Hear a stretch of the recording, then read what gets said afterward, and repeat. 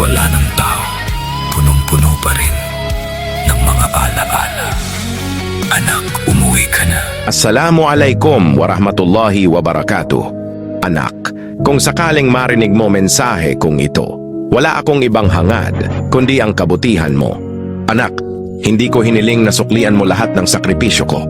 Ang hiling ko lang huwag mong kalimutang nandito pa ako habang abala kang binubuo ang buhay mo.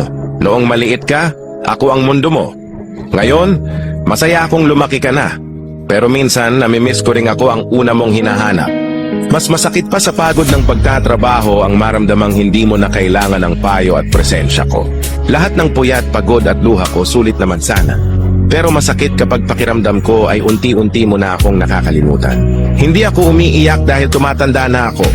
Umiiyak ako dahil alam kong dumarating ang panahon na mas kokonti na ang oras na makakasama kita. Anak, darating ang araw na hahanapin mo ang yakap ko.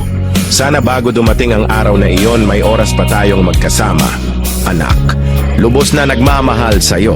Walang iba kundi ang iyong abe, Mike Burong Omar.